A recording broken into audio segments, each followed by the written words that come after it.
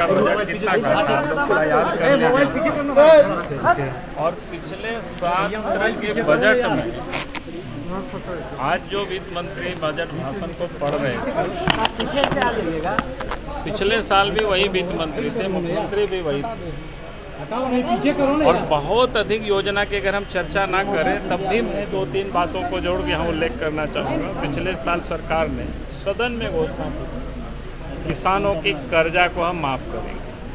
हम उम्मीद कर रहे थे कि इस बार के बजट सत्र में कम से कम ये तो सरकार बताएगी कि पूरे 1 वर्षों में कितनी किसानों की कर्जा आराम से लेकिन ये भी कहीं बताया नहीं। यानी हम लोग तो जान रहे हैं कहीं उन्होंने कुछ किया नहीं, बजट यूं ही भाषण पढ़ कर के समाप्त हुआ। पिछले सत्र में वित्त मंत्री जी ने कहा था बेरोजगार नौजवानों के लिए 7,000 और 5,000 रुपया उनको भत्ता मिलेगा।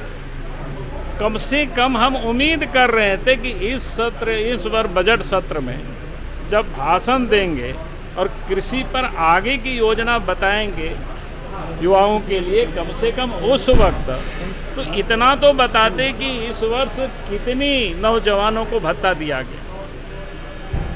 जब सरकार सदन में लंबी चौड़ी बातें करती है और फिर कुछ भी होता नहीं है, तो इसलिए बजट चाहे 91,000 करोड़ हो या लाख करोड़ हो, उससे कोई खास फर्क नहीं पड़ता है।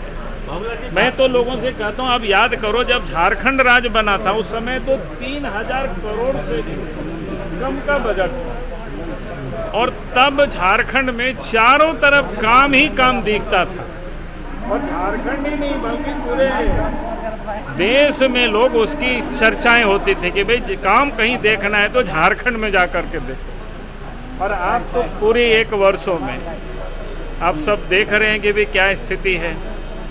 तो इसलिए हमने कहा कि ये जो बजट है बस भाषण दिया और उसके बजट पर भाषण पर और उस किताब पर किसी को कोई भरोसा नहीं।